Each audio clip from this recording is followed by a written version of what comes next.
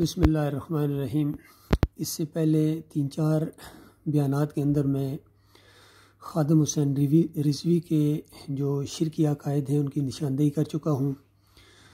اور طاہر القادری کے بھی شرک آمیز جو بیانات تھے اس کے اوپر بھی تبصرہ کر چکا ہوں۔ خادم حسین رضوی کے بیانات میں ایک بیانات یہ تھا جس کے اوپر ابھی تبصرہ کرنا باقی تھا۔ اس میں وہ کہتے ہیں کہ آؤ میں تمہیں بتاتا ہوں علی اجویری صاحب داتا صاحب کیا ہیں۔ تو وہ ابھی میرے پاس پینڈنگ پڑا ہوا تھا کہ طاہر القادری کا یہ کلپ سامنے آ گیا علی اجویری کے بارے میں، جس کو یہ داتا صاحب کہتے ہیں۔ پہلے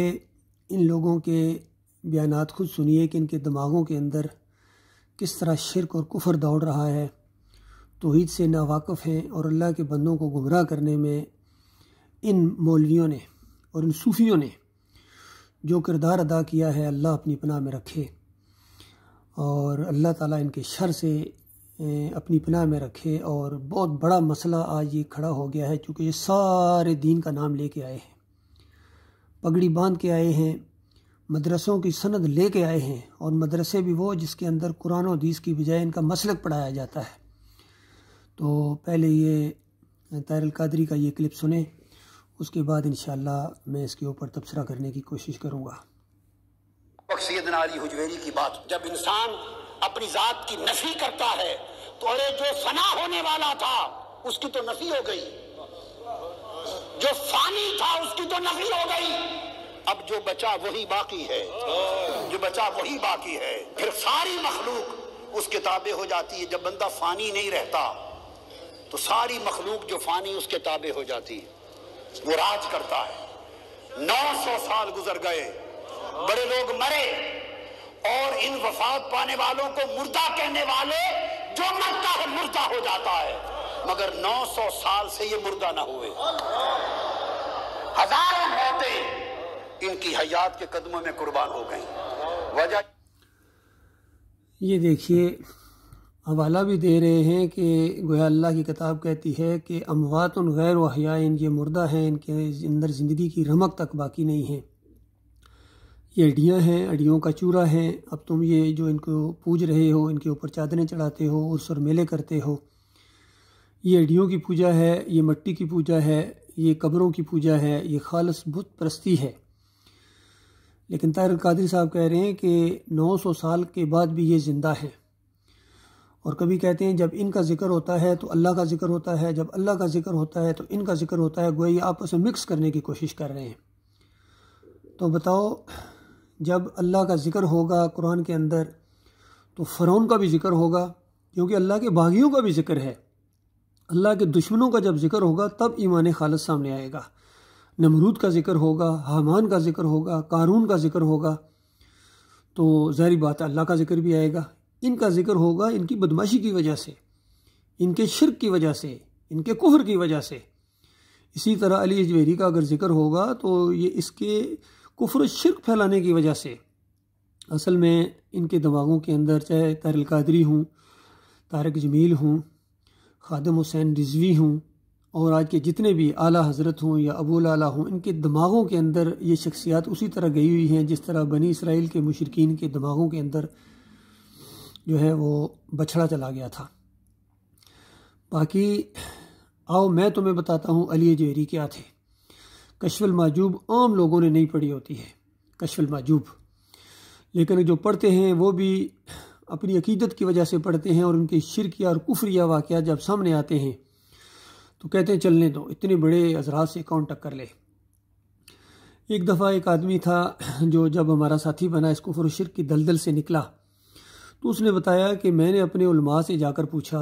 اہل حدیث تھا وہ، کہ اپنے اہل حدیث علماء سے جا کر پوچھا کہ یہ جو ڈاکٹر مسعود الدین عثمانی رحمۃ اللہ علیہ نے بڑے بڑے اکابرین کی کتابیں کے حوالے دیے ہیں، چاہے علی اجویری ہوں اور محی الدین چشتی ہوں،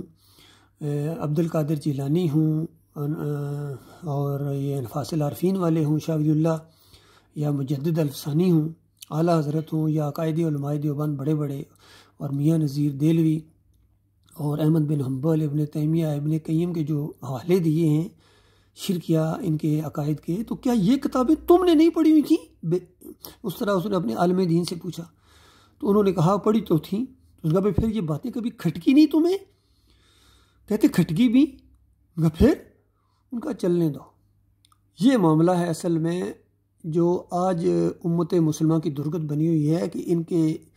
جو کچھ اچھی باتیں ہیں وہ پیش کرتے ہیں، اور جو کفر و شرک ان کی کتابوں کے اندر خدائی کے دعوے ہیں وہ نہیں پیش کرتے ہیں۔ چاہے وہ عبد القادر جیلانی کا وہ بیان ہو کہ حکم کا پابند نہ ہوتا، شریعت نے منہ میں لگامیں دی ہوئی ہیں،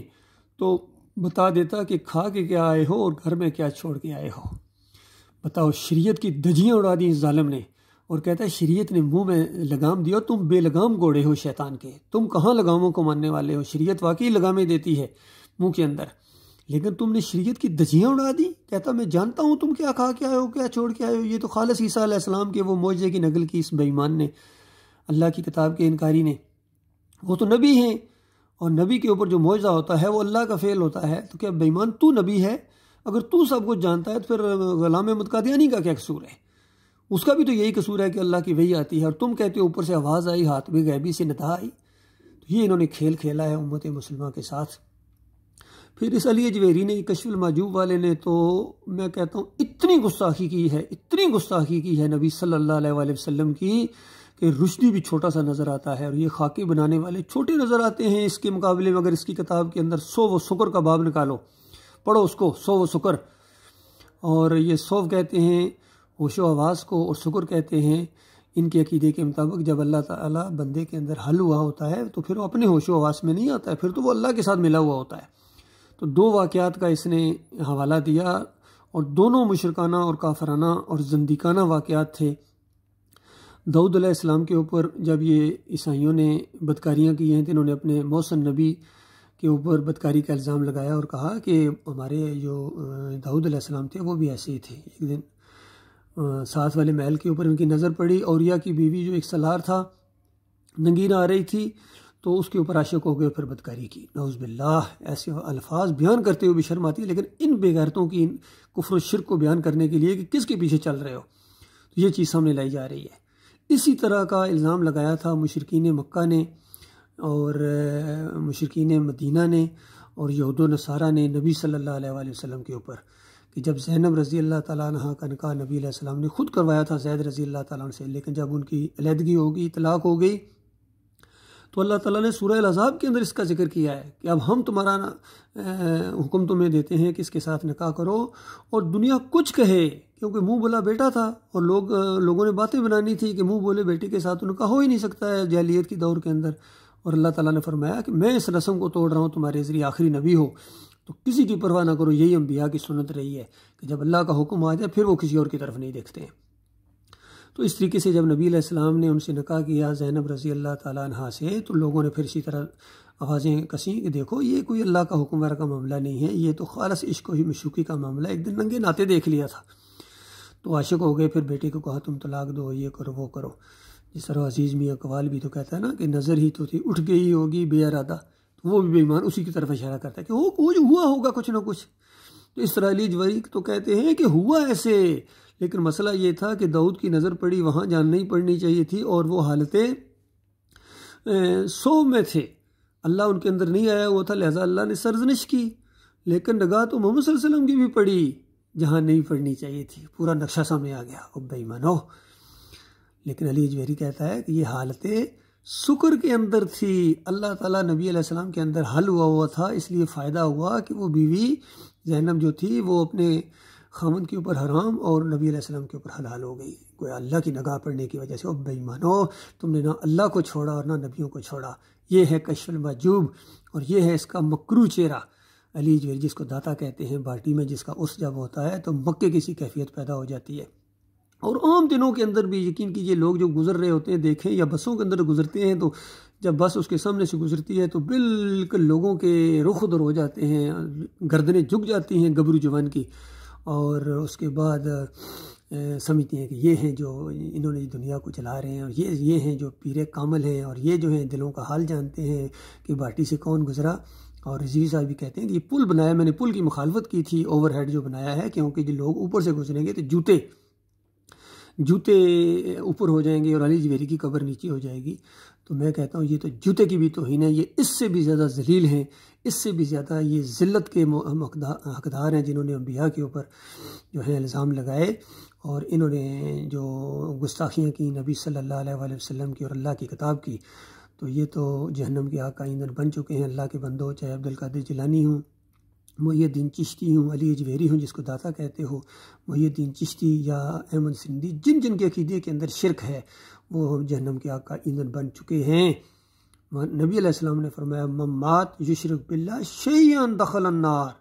کہ شیئن بالکل معمولی سا جس نے شرک کیا اور موت آ گئی وہ ہمیشہ کی آگ میں چلا گیا۔ تو انہوں نے تو پہاڑوں سے بھی بڑے اور ایسے ایسے شرک انہوں نے کیے ہیں کہ زمین و آسمان کے اندر سما نہیں کھا رہے ہیں۔ یہ ہوں بریلوی ہوں، دیوبندی ہوں، اہل حدیث ہوں، سب کے سب انہی کے مرید لگتے ہیں، اور سب جا کے وہاں ماتھا ٹیکتے ہیں۔ ہمارے پرائم منسٹر ہوں، جرنیل ہوں، صدر ہوں، وزیر اعظم ہوں اور گورنر ہوں، سارے کے سارے عوام ہوں، سب لگے ہوئے ہیں، اللہ ماشاء اللہ کوئی کروڑوں میں کوئی ایک ہو جو ایمان خالص کے اوپر ہو، یا اللہ کی کتاب کو اس طرح مانتا ہو جس طرح اللہ کی کتاب ایمان عقیدے کو بیان کرتی ہے، یا جس طرح نبی صلی اللہ علیہ وآلہ وسلم نے اور صحابہ اکرام نے ایمان عقیدے کو اختیار کیا تھا، اس کی دعوت دی، اس کے لیے ماریں کھائیں، ہجرت کی، اور پھر اور مدینہ ریاست قائم ہوئی تھی۔ یہ ایسے نہیں نعروں کے ذریعے، ووٹوں کے ذریعے اور نوٹوں کے ذریعے مدینہ ریاست یہ بنا دیں گے۔ یہ مدینہ ریاست یہ اس دور میں ہوتے تو یہ مشرکین کی صف میں کھڑے ہوتے، انہوں نے نبی علیہ السلام سے جنگیں لڑنی تھیں، اور یہ خاص کر یہ بھی قبر پرست، یہ جو ہے فرقہ پرست، مسلک پرست، یہ اپنے مسلک کی تبلیغ کرتے ہیں، چاہے یہ طاہر القادری ہو، خادم رضوی ہو، تقی عثمانی ہو، کیا نام ہے طاہر ہو، جو یہ طارق جمیل ہو، فضل الرحمان ہو، انہوں نے اللہ کے دین کو بہت نقصان پہنچایا ہے۔ اللہ تعالیٰ ان کے شر سے اپنی پناہ میں رکھے۔